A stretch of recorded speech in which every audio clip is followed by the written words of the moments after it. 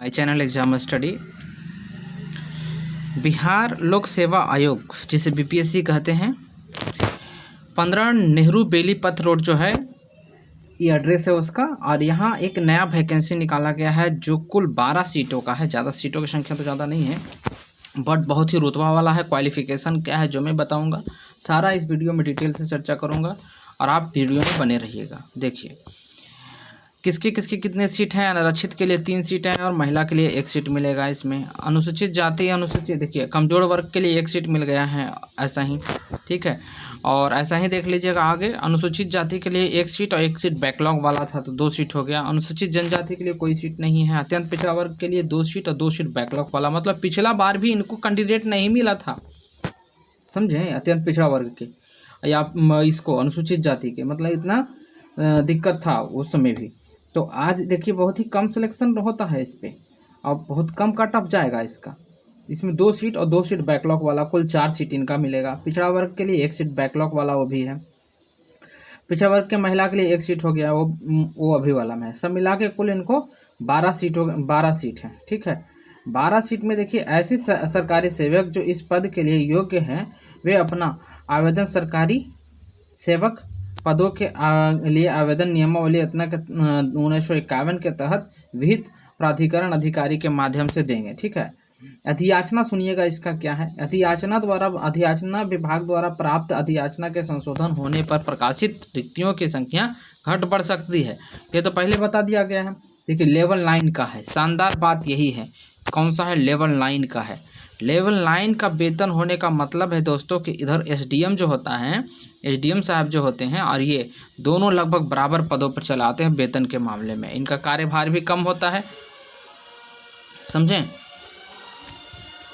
चलिए, शैक्षणिक योग्यता क्या है? मान्यता प्राप्त किसी विश्वविद्यालय या समकक्ष से कम एक विषय में, जैसे वनस्पति शास्त्र में, रसायन शास्त्र में, वानिकी में या भूगर्भ शास्त्र में, है ना, किसी एक में इनका होना चाहिए। और देखिए भूगर्भ शास्त्र में, गणित में, भौतिकी में, सांख्यिकी में एवं प्राणी विभाग के स्नातक स्तर की डिग्री होना चाहिए, समझ रहे हैं। स्नातक स्तर की डिग्री या कृषि से भी स्नातक डिग्री रहेगा तो उनका मान्यता दिया जाएगा। उम्र सीमा जो है 1/8/2025 को न्यूनतम 21 वर्ष होना चाहिए और अधिकतम 37 वर्ष होना चाहिए, ठीक है। पिछड़ा वर्ग एवं अत्यंत पिछड़ा वर्ग के महिला और पुरुष दोनों के लिए, अनारक्षित महिला के लिए 40 वर्ष होना चाहिए। ये तो सबको पता है, ये कैटेगरी जो उम्र का है ये 40 वर्ष होना चाहिए। किनको ईबीसी वाले के लिए, पुरुष और महिला दोनों, और अनारक्षित मतलब अनरिजर्व वाले महिला के लिए भी 40 वर्ष रहेंगे उम्र का।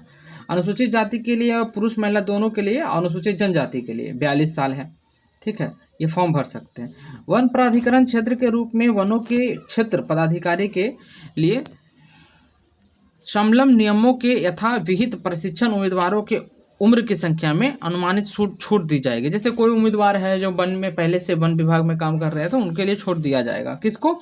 तो उनको नियमावली में उम्रों का छूट मिलेगा, आयु का उनको थोड़ा छूट मिलेगा, ठीक है।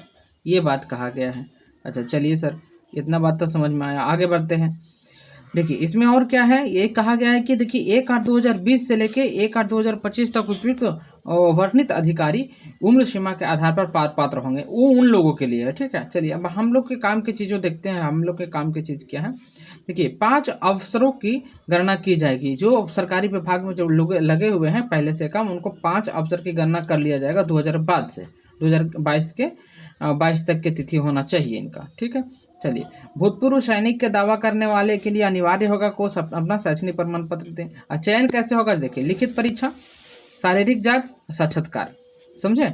एक लिखित परीक्षा होगा, दूसरा होगा आपका फिजिकल और तीसरा जो है इंटरव्यू हो जाएगा। जैसे आप देखेंगे पश्चिम बंगाल में दरोगा की जब बहाली होती है तो उसमें सेम होता है, लिखित परीक्षा होता है, फिजिकल होता है, इंटरव्यू होता है। तो समझिए कि उसी तरह से दरोगा की बहाली है ये, ठीक है। अब देखिए इसमें पूरा हम समझते हैं कि इसका और क्या क्या विषय वस्तु है। हिंदी देखिए रहेगा 50 अंक का, 20 अंक लाना जरूरी है, 1.5 घंटा का समय रहेगा, विषय निष्ठ रहेगा इसको। अंग्रेजी है 50 अंक का, 20 अंक लाना जरूरी है, ये भी 20 अंक लाना जरूरी है, पास करना है इसमें, इसका मेरिट में कोई भागीदारी नहीं है।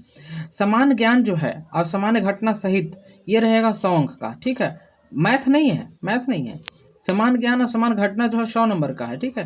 और वो भी रहेगा आपको और 2 घंटा का समय रहेगा, वस्तुनिष्ठ रहेगा, ये कटअप बनाने वाली है। ठीक है, अब देखिए आगे देखिए वानिकी जो रहेगा, वानिकी एवं पर्यावरण स्तर के 50 क्वेश्चन रहेगा, इंटरमीडिएट के आधार पर रहेगा, इंटर स्तरीय रहेगा, और ये जो है इसमें मेरिट बनेगा। ठीक है, चलिए अनिवार्य विषय के अंतर्गत सामान्य हिंदी और अंग्रेजी को 50-50 जो अंक का है, जो 20-20 अंक का लाना है, उनके लिए मेधा सूची में गणना नहीं किया जाएगा। सुन लीजिए, मेधा सूची में गणना नहीं किया जाएगा उनका, समझें।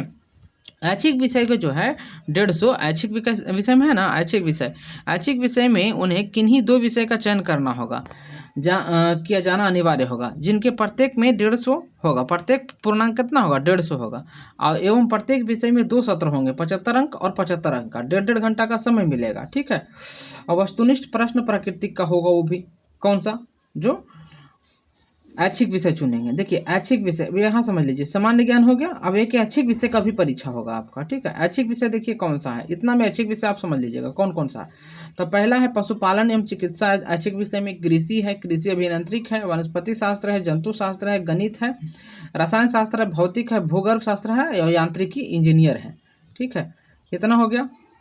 फिर देखिए सिविल अभियंता है, रासायनिक अभियंता है, और फिर सांख्यिकी और वानिकी। इन लोगों के लिए ना ऐच्छिक विषय के मानक स्तर का डिग्री होगा।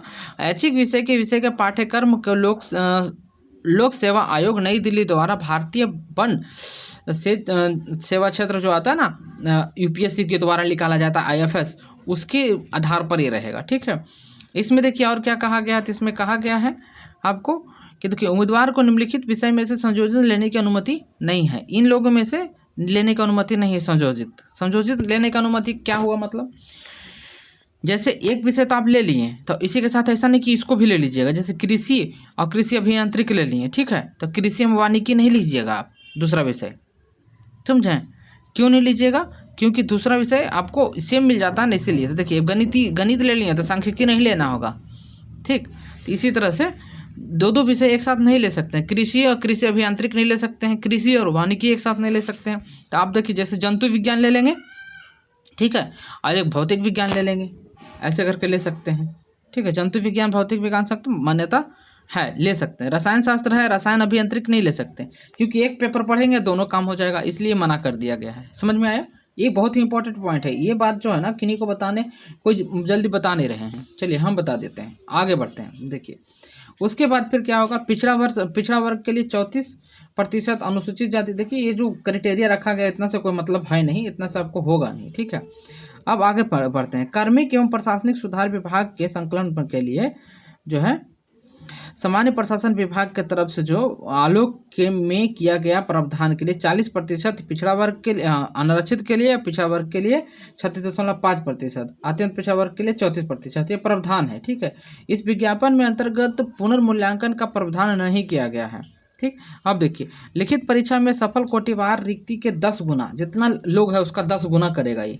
ठीक है, अब BSSC क्या करता है, कहता है 5 गुना लेंगे, ये 10 गुना ले रहा है। ठीक है, 10 गुना उम्मीदवार को शैक्षणिक शारीरिक जांच हेतु चुना जाएगा, और चुने गए उम्मीदवार को आयोग द्वारा आयोजित शारीरिक परीक्षा की गुजरना होगा, और शारीरिक परीक्षा में सफल होने वाले उम्मीदवार को साक्षात्कार के लिए बुलाया जाएगा। ठीक है, चलिए देखते हैं शारीरिक परीक्षा में क्या कह रहा है। पुरुष के लिए देखिए 152, अनुसूचित जाति के पुरुष के लिए 152.5 सेंटीमीटर है, और महिला के लिए और अन्य पुरुष के लिए देखिए 63 सेंटीमीटर, 163 है। ठीक है, महिला जो 145 सेंटीमीटर रहेगी SC ST वाले, और अन्य उम्मीदवार जो है जनरल के और EBC OBC वाले 150 सेंटीमीटर महिला रहेगी, काम हो जाएगा उनका। ठीक है, जो थोड़ा सा हाइट में बिहार पुलिस से दरोगा से निकल रहे थे, उनके लिए बहुत ही अच्छा अपॉर्चुनिटी है। भले ही सीट कम है, लेकिन आप दम लगाएंगे तो होगा, ऐसा बात नहीं है, क्योंकि गणित नहीं है इसमें, हिंदी आप जानते हैं, मैथ है, हिंदी है, और आपको इसमें इंग्लिश है। इंग्लिश में आपको 20 नंबर लाना है किसी भी तरह से, 50 में 20 नंबर लाना आसान बात नहीं है, मैं मानता हूँ। ठीक है, लेकिन नेगेटिव है कि नहीं उसके बारे में अभी देखते हैं, कहाँ चर्चा किया है कि नहीं। देखिए 50 अंक का होगा साक्षात्कार। लिखित परीक्षा एवं शारीरिक जांच में सफल उम्मीदवार को साक्षात्कार के लिए उपस्थित होना होगा, अन्यथा वे अंतिम परीक्षा फल बने हेतु बनाए गए मेधा सूची से बाहर हो जाएंगे। देखिए साक्षात्कार में आना होगा, नहीं तो फिर उनको बाहर कर दिया जाएगा, ये बात कह दिया गया। ठीक है, लिखित परीक्षा के प्राप्तांक और साक्षात्कार में प्राप्तांक को जोड़कर मेगा सूची तैयार कीजिएगी। लिखित परीक्षा और जो प्राप्तांक है उसमें मेगा सूची तैयार जो किया गया उसमें जोड़कर करेंगे। देख लो इसमें देख लीजिए, लिखित परीक्षा है, साक्षात्कार है, ठीक है। लिखित परीक्षा एवं साक्षात्कार के प्राप्तांक समान होने की स्थिति में ऐच्छिक रूप से उनको मेगा क्रम में अनुसार में ऐच्छिक पत्र के क्रमांक प्राप्त प्राप्तांक माना जाएगा। देखिए जो ऐच्छिक पत्र में प्राप्तांक कितना लाए हैं उसको माना जाएगा, उसका फिर जन्म तिथि माना जाएगा, फिर उम्र माना जाता है, ये सब देखा जाता है। अब देखिए एक तो पीटी का मार्क जुटेगा, एक इंटरव्यू को जुटेगा। और इसमें जो फिजिकल आपको है ना दौड़ धूप के पार कर जाना है, इसमें कोई मतलब नहीं है, किसी तरह से आपको फिजिकल निकाल लेना है, ठीक है। तो फिजिकल में है क्या, देखिए पैदल चलना होगा 4 घंटा, ठीक है, 25 किलोमीटर पहुँच जाना है। और महिला को 4 घंटा में 14 किलोमीटर पहुंच जाना है, और कुछ नहीं है। ऐसा नहीं गोला फेंकना है, बंदूक चलाना है, गोली चलाना, ऐसा कुछ नहीं, खाली चलना है फिजिकल, बस समझे। फिजिकल नहीं एक बराबर है 14 घंटा, 4 घंटा में 14 किलोमीटर चल जाना है आपको, इतना ध्यान रखिए। तो चलना है मतलब कि ऐसा नहीं है धीरे धीरे चलेंगे तो नहीं पार लग पाएगा ना ये। चलिए अब देखिए आरक्षित के दावा करने वाले उम्मीदवार के लिए क्या होना चाहिए, उनके बारे में लिख दिया गया है। जाति प्रमाण पत्र होना चाहिए, मूल निवास प्रमाण पत्र होना चाहिए, बिहार के व्यक्ति होना चाहिए, ठीक है। अनारक्षित के लिए देखिए जो कोड संख्या है वो दे दिया गया है इसमें, इसको आप देखेंगे, ठीक। अब देखिए ऑनलाइन करना है इसको, ऑनलाइन करने के बाद ये जो है आपको हार्ड कॉपी रखना है। यह कहीं भी चर्चा नहीं किया गया है कि आपको नेगेटिव रहेगा क्वेश्चन में या नहीं रहेगा, ठीक है। तो कहीं भी चर्चा नहीं किया गया है, तो आप मान के चलिए कि नेगेटिव नहीं ही रहेगा। और नेगेटिव नहीं रहेगा तो इससे क्या होगा आपको कि आप बिंदास मार सकते हैं, 50 में 50 मार सकते हैं हिंदी और 50 में 50 इंग्लिश। अनुमानता है कि आपको इसमें 20 नंबर आ ही जाएगा, है ना। तो इसलिए इसको भरना चाहिए, बहुत अच्छा अपॉर्चुनिटी जिनको मैथ और जो क्राइटेरिया पूरा करते हैं उनके लिए, ठीक है। और जो नहीं करते उनके लिए भी मैं वैकेंसी लेके आया हूँ, ऐसा बात नहीं है, उनके लिए भी मैं वीडियो अपलोड करूँगा। आप मेरी वीडियो से जुड़ा रहिएगा। दरअसल thank you for today, good bye.